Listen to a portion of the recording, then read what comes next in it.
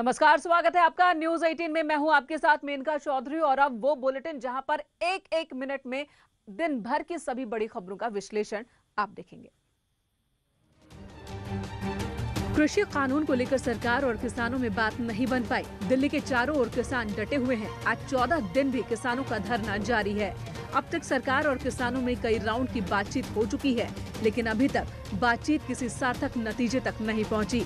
सरकार ने मामला रफा दफा करने के लिए जो फॉर्मूला दिया था, उसे किसानों ने सिरे से खारिज कर दिया। जो भी गवर्नमेंट दे रही है, जैसे बगलाने के काम कर रही है और ये किसानों को बेवकूफ बना रही है। हम इस पर बिल्कुल भी भरोसा नहीं करते हैं। किसानों के समर्थन में विपक्षी पार्टी के नेताओं ने राष्ट्रपति कोविंद से भी मुलाकात की और तीनों कानूनों को लेकर उनसे सरकार से शिकायत की। फिलहाल सरकार अपने स्टैंड पर कायम है। किसान और विपक्षी नेता भी पीछे हटने को तैयार नहीं। किसानों की एक ही मांग है कि संशोधन नहीं, कानून को ही रद्द किया जाए। नोएडा दिल्ली बॉर्डर पर जो किसान बैठे हुए हैं, उन्होंने कहा पार्लियामेंट का स्पेशल सेशन बुलाकर बिल को वापस लिया जाए। सीएम योगी आदित्यनाथ ने पूर्वांचल के किसानों को तोहफा दिया है। मुख्यमंत्री ने गोरखपुर की पिपराइच और मुंडेरवा चीनी मिल का नए सिरे से उद्घाटन किया।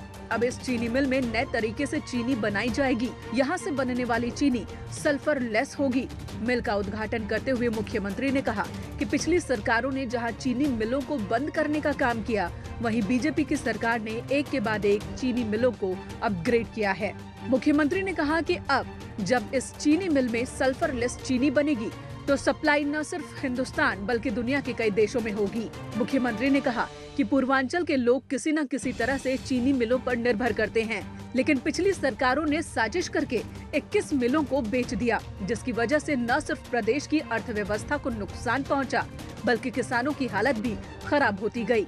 मुख्यमंत्री ने कहा कि पिपराइच और मुंडेरवा चीनी मिल में एक साल में 45 लाख क्विंटल गन्ना की पेराई होगी। किराएदारी को लेकर योगी सरकार एक नया कानून लाने जा रही है। योगी सरकार उत्तर प्रदेश नगरीय परिसर किराएदारी विनियम अध्यादेश लाने जा रही है। आवास विभाग ने इसका मसौदा तैयार किया है। जल्द ही से कैबिनेट से मंजूरी दिलाने की तैयारी है। नए कानून के तहत मकान मालिक और किराएदार दोनों का हित सुरक्षित होंगे। कानून लागू होने के बाद मकान मालिक मनमाने तरीके से किराया नहीं बढ़ा सकेंगे। आवासीय पर 5% और गैर आवासीय पर 7% सालाना किराया बढ़ाया जा सकेगा। किराएदार के लिए नियम होगा कि उसे रहने वाले स्थल की देखभाल करनी होगी। अगर वो 2 महीने का किराया नहीं दे पाया तो मकान मालिक उसे हटा सकेगा। इसके तहत बिना एग्रीमेंट के कोई भी मकान मालिक किराएदार नहीं रख सकेगा।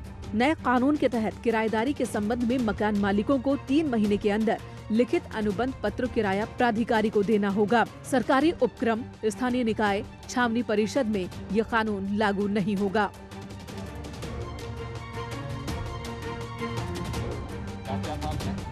लखनऊ में सीएम योगी ने आज 3200 नलकूप संचालकों को नियुक्ति पत्र दिए। इस मौके पर सीएम योगी ने कहा कि उत्तर प्रदेश में पूरे पारदर्शी तरीके से भर्ती हो रही है। सीएम ने जिन लोगों को नौकरी दी, उनसे बातचीत और उन्हें बधाई भी दी। सीएम योगी ने कहा कि सरकार हर खेत तक पानी पहुंचाएगी। सरकार की कोशिश किसानों की आमदनी बढ़ाना है। कि आज 3209 नलकूप चालकों का एक साथ प्रशिक्षण के बाद नियुक्ति प्रमाण पत्र वितरण की कार्रवाई यहां पर संपन्न हो रही है। इसी क्रम में अयोध्या में 54 नलकूप चालकों को नियुक्ति पत्र सौंपा गया। विकास भवन के सभागार में आयोजित कार्यक्रम में सांसद लल्लू सिंह, अयोध्या विधायक वेद प्रकाश गुप्ता ने भी सभी नलकूप संचालकों को नियुक्ति पत्र सौंपा और उन्हें शुभकामनाएं दी। इसी प्रम में जनपद में 54 यानी कि 54 हमारे नवचयनित नवनियुक्त नलकूप चालकों को भी यहाँ पे नियुक्ति पत्र और स्थापना पत्र जो है वितरण किया गया। वहीं बहराइच जिले में भी बीजेपी सांसद अक्षयवर लाल गौड़ और डीएम शंभू कुमार ने जिले के 35 नलकूप संचालकों को नियुक्ति पत्र सौंपा। शाहजहांपुर में पुलिस और बदमाशों के बीच एनकाउंटर हुआ। मुठभेड़ में पुलिस ने 3 शातिर बदमाशों को हथियार के साथ गिरफ्तार किया।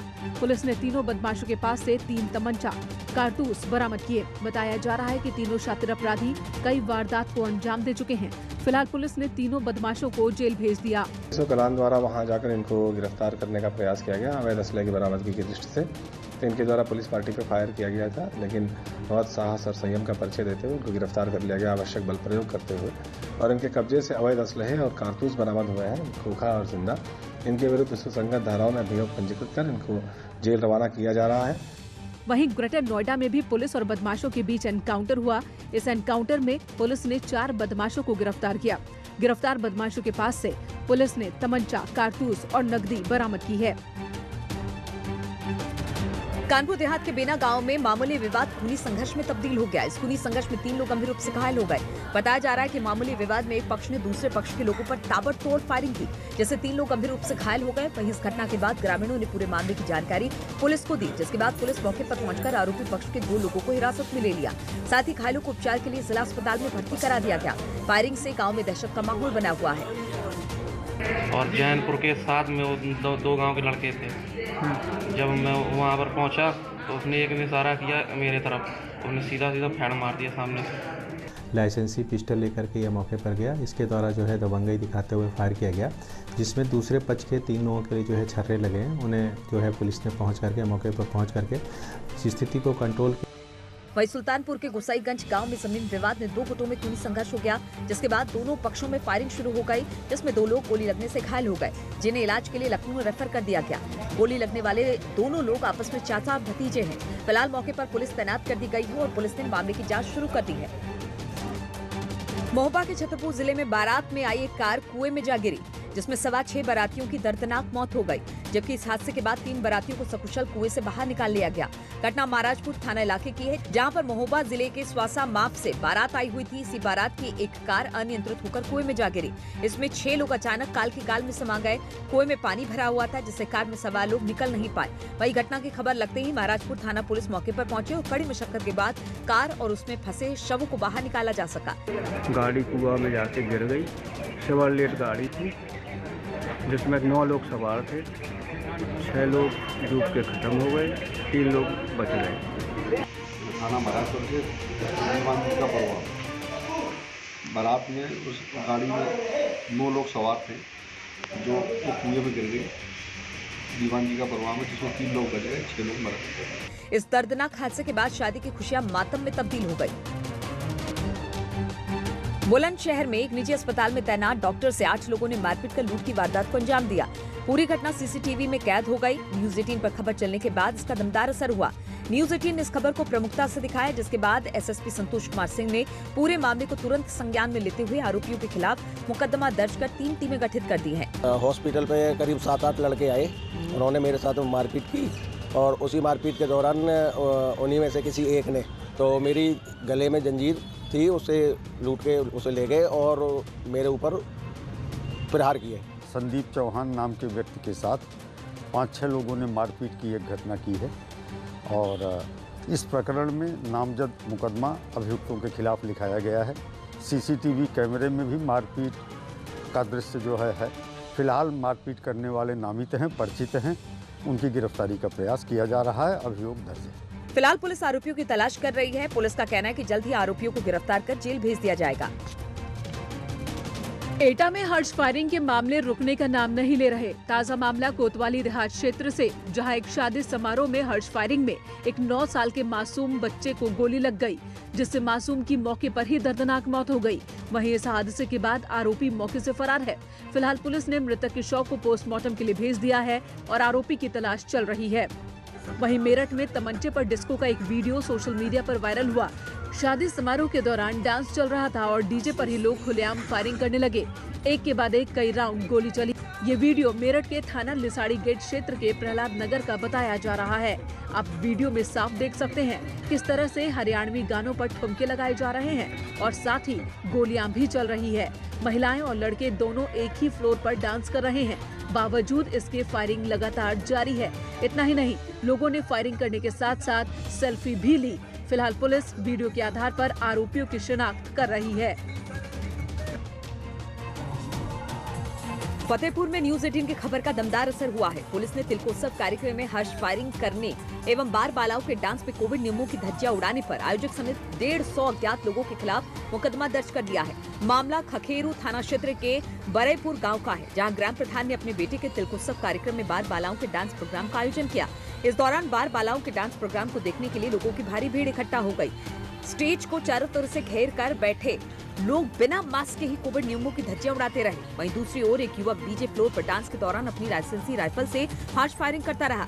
दोनों मामलों में वीडियो सामने आने के बाद न्यूज 18 ने प्रमुखता से खबर दिखाया तो पुलिस अधिकारियों ने मामले को संज्ञान में लिया, जिसके बाद पुलिस ने हर्ष फायरिंग करने वाले युवक और आयोजक समेत 150 अज्ञात लोगों के खिलाफ विभिन्न धाराओं में मुकदमा दर्ज कर लिया। सीओ खागा अंशुमान मिश्रा ने बताया कि दोनों वायरल वीडियो के आधार पर केस दर्ज कर आगे की आवश्यक कार्रवाई की जा रही है। 2 वीडियो सोशल मीडिया पे वायरल हो रहा है, जिसके संबंध में मुकदमा पंजीकृत कर लिया गया है और विधिक कार्रवाई पूरी की जा रही है। फिलहाल पुलिस अब हर्ष फायरिंग करने वाले युवक की सरगर्मी से तलाश कर रही है।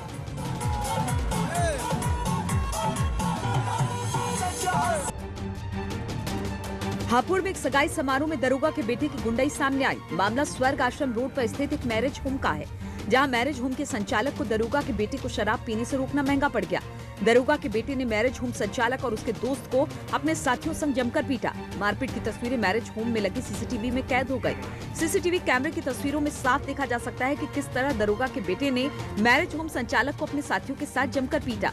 इसके बाद मैरिज होम संचालक को दरोगा का बेटा अपने साथियों के साथ घसीटता हुआ ले गया।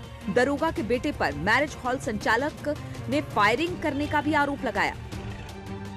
वहीं इस मामले में पुलिस का कहना है कि मैरिज होम में लगे सीसीटीवी कैमरे में आरोपियों की पहचान की जा रही है। फिलहाल मुकदमा दर्ज कर लिया गया है और आगे की कार्रवाई की जा रही है। जो भी दोषी होगा उसके खिलाफ कड़ी से कड़ी कार्रवाई होगी। जालौन पुलिस पर एक बार फिर बर्बरता के आरोप लगे हैं। पुलिस पर चोरी के एक मामले में एक घर में घुसकर जमकर तांडव मचाने के आरोप हैं। मामला कालपी कोतवाली क्षेत्र के मोहल्ला राम चबूतरा का है, जहां पर 2 दिन पहले एक खाली घर से चोरों ने 2 लाख रुपए नकदी समेत गहनों की चोरी की थी। उसी चोरी के मामले में पुलिस एक व्यक्ति के घर में घुस गई, उसके घर में तोड़फोड़ मचाया और घर में मौजूद एक युवक की जमकर पिटाई की। शोर सुन मोहल्ले वाले भी जमा हो गए और मोहल्ले वालों को देख पुलिसकर्मी युवक को घायल अवस्था में छोड़ भाग निकले। वहीं परिजनों ने मोहल्ले वालों के सहयोग से युवक को इलाज के लिए अस्पताल में भर्ती करवाया। जबरदस्ती पुलिस वाले आ गए, भाई को पूछने लगे तो पहले शरीफ को पूछा तो शरीफ तो उनका नाम पूछने के बाद मेरा रफीक को पूछा, फिर आजाद को लेकर चले गए। घर पे कोई था नहीं और हम लोगों को फिर धक्का दिया। भाई को जब गला दबाया उन्होंने तो उनका गला दबाने के बाद जब हम लोगों ने छुड़वाया तो हम लोग को धक्का दे दिया। इस मामले में अपर पुलिस अधीक्षक डॉक्टर अवधेश सिंह ने बताया कि पूरा मामला उनके संज्ञान में है। मामले की जांच कराई जाएगी और जांच के बाद दोषियों के खिलाफ कार्रवाई की जाएगी। मुरादाबाद के डिंडोरी गांव में विपिन नाम के युवक की संदिग्ध परिस्थितियों में मौत हो गई। परिजनों ने विपिन के ससुराल के लोगों पर पीट कर उसकी हत्या करने का आरोप लगाया। विपिन के परिजनों के मुताबिक विपिन का कुछ दिन पहले किसी बात पर ससुरालियों से विवाद हो गया था, जिसके बाद ससुरालियों ने उसके घर आकर उसकी जमकर पिटाई कर दी थी। उस वक्त घर के अन्य लोग बाहर गए हुए थे। विपिन की पिटाई के बाद उसकी पत्नी भी अपने परिजनों के साथ मायके चली गई थी, जिसके बाद विपिन अपनी पत्नी को लेने उसके ससुराल पहुँच गया, जहाँ उसकी एक बार फिर पिटाई करने का आरोप उसके परिजनों ने लगाया है, जिससे विपिन की मौत हो गई। एक विपिन नाम का व्यक्ति है, 23-24 साल की उम्र है। परिवार वालों का आरोप है कि उसके ससुराल वालों ने इसको मारा है कल रात में और एक दिन में सुबह यहाँ पे आया घर पे और इसके सीने में दर्द हो रहा था, जिसके कारण उसकी मृत्यु हुई है। तो बॉडी को भी पोस्टमार्टम के लिए भेज दिया गया। पोस्टमार्टम में जो रिपोर्ट आती है उसी के अनुसार कार्रवाई की जाएगी। फिलहाल पुलिस ने शव को पोस्टमार्टम के लिए भेज दिया है और मामले की जाँच में जुट गई है। ब्रेक के बाद स्वागत आपका एक बार फिर से और अब कुछ और खबरों का विश्लेषण सिर्फ 1 मिनट में। मथुरा में यमुना में लाशों के मिलने का सिलसिला लगातार जारी है। आज भी मथुरा के थाना गोविंद नगर क्षेत्र में बिरला मंदिर खातिर इलाके में उस समय सनसनी फैल गई जब एक महिला का शव यमुना में तैरता हुआ मिला। यमुना में शव को देखने के लिए लोगों का जमावड़ा लग गया। वहीं यमुना में शव तैरने की सूचना मिलते ही पुलिस मौके पर पहुंची और शव को बाहर निकाला। दरगाह वाली गली है, ये लोग हम लोग तेल लगाना आए थे यहाँ पर। इन्होंने डेड बॉडी बताई थी, मैं भी चलाया, मेरा साला जी मौजूद है। इन्होंने बोला चाहता है डेड बॉडी पड़ी हुई है, ये चल। मैं आया तो इसलिए पुलिस को सूचना दी, मैंने फोन करा था, मौके पर पुलिस आ गई ना। देखने का प्रयास किया किस तरीके की बॉडी है, कौन है? लेकिन लेडीज भी देख रही है, लेगी पहन रखी है, सब दिख रहा है लेडीज है। देखा था कि सुबह यहाँ पर बॉडी थी, इसलिए हमने तुरंत पुलिस को इन्फॉर्म किया था हमने। फिलहाल पुलिस ने महिला के शव को कब्जे में लेकर पोस्टमार्टम के लिए भिजवा दिया है और मृतक महिला की शिनाख्त करने में जुट गई है। कानपुर के पनकी थाना क्षेत्र में स्थित काशीराम कॉलोनी में सोमवार को 4 नरमुंड बरामद हुए। एक साथ 4 नरमुंड मिलने से हड़कंप मच गया। चारों नरमुंड सिंदूर से रंगे हुए थे, जिसकी वजह से तंत्र मंत्र किए जाने की आशंका जताई जा रही है। पुलिस ने नरमुंडों को कब्जे में लेकर फॉरेंसिक जांच को भेजा, साथ ही तफ्तीश शुरू की। जांच पड़ताल में पता चला कि क्षेत्र में रहने वाली एक महिला तंत्र मंत्र करती है। पुलिस ने उसे हिरासत में लिया। पूछताछ की तो पूरे मामले का खुलासा हो गया। महिला ने तकरीबन 1 साल पहले ये नरमुंड बांदा में रहने वाले एक तांत्रिक से खरीदे थे। महिला नरमुंडों को रखकर तंत्र मंत्र से सिद्धि प्राप्त करना चाहती थी, ताकि वो किसी को भी अपने वश में कर सके। गिरफ्तार महिला गीता के बताने के मुताबिक पुलिस ने बांदा के रहने वाले राम मनोहर को गिरफ्तार कर लिया। फिलहाल पुलिस ने गिरफ्तार महिला गीता और कथित तांत्रिक राम मनोहर को जेल भेज दिया है। फिरोजाबाद में कोरोना से एक दूल्हे की मौत हो गई। दुल्हन समेत परिवार के 9 सदस्य इस बीमारी से संक्रमित हैं। 25 नवंबर को उसकी शादी हुई थी और 4 दिसंबर को उसकी मौत हो गई। उसमें कोरोना के लक्षण पहले से थे, लेकिन जांच नहीं कराई गई थी और ये लापरवाही भारी पड़ गई। परिवार के मुताबिक शादी के तुरंत बाद दूल्हा को सर्दी, जुकाम और कफ की शिकायत हुई थी। बाद में स्वास्थ्य विभाग ने घर के सदस्यों और रिश्तेदारों की कोरोना जांच कराई तो 9 लोग कोरोना संक्रमित मिले। इनमें से 8 लोगों को फिरोजाबाद जिला हॉस्पिटल में भर्ती कराया गया, जबकि एक का कासगंज में इलाज चल रहा है। टीम एका के द्वारा जांच का कैंप लगाया गया, जिसमें से 9 व्यक्ति पॉजिटिव पाए गए। 9 व्यक्तियों में से 8 व्यक्तियों को जिला अस्पताल फिरोजाबाद में भर्ती करा दिया गया। एक ही परिवार के 9 लोग कोरोना संक्रमित पाए जाने के बाद स्वास्थ्य विभाग में हड़कंप मच गया। फिलहाल जिले में कुल संक्रमितों की संख्या 3673 हो गई है। इनमें से 171 सक्रिय मामले हैं। और फिलहाल इस वक्त इस बुलेटिन में इतना ही, और एक ब्रेक के बाद होगी हमारी खास पेशकश। देखिएगा, सालों बाद 100 साल के बाद मां अन्नपूर्णा पहुंच रही हैं काशी।